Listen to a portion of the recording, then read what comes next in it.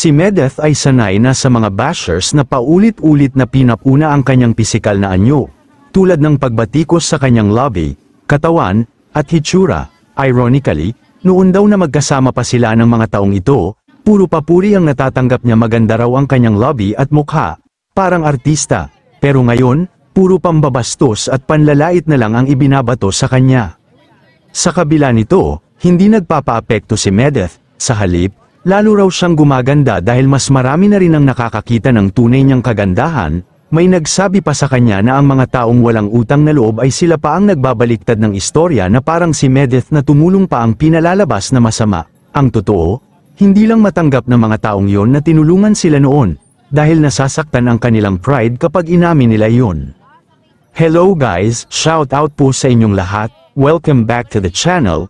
Ngayon may umeepal na naman ng mga basher, di ba? Pero alam nyo guys, si Medeth, sanay na, mahigit taon na rin siguro siyang pinupukol ng masasakit na salita.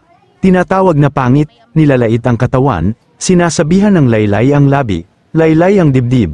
Pero eto siya ngayon nakatayo pa rin, nakasmile pa rin, at mas lalo pang gumaganda. Bakit kamo? Kasi hindi na niya dinadala yan sa dibdib.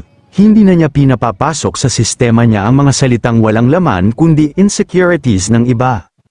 Alam nyo ba, dati pa nga noong magkasama pa sila ng mga taong naninira ngayon, puro papuri pa ang naririnig niya, ang ganda mo naman, para kang artista, ang sexy mo, pero ngayon, baligtad.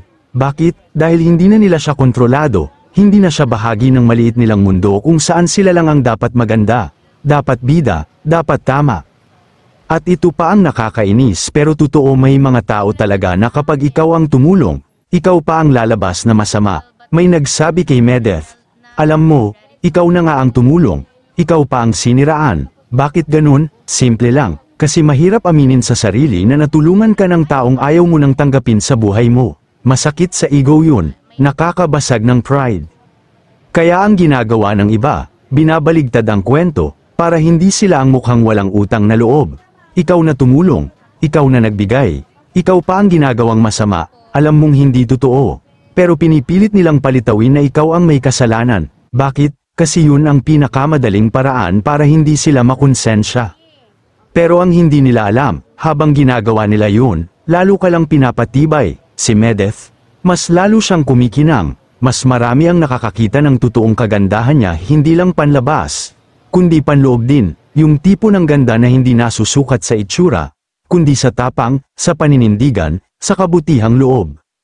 So kung ikaw na nakikinig ngayon ay may bashers din, tandaan mo lang to, minsan, kaya ka binabash ay dahil may nakikita silang liwanag sa'yo na hindi nila matanggap dahil hindi nila yun mahanap sa sarili nila.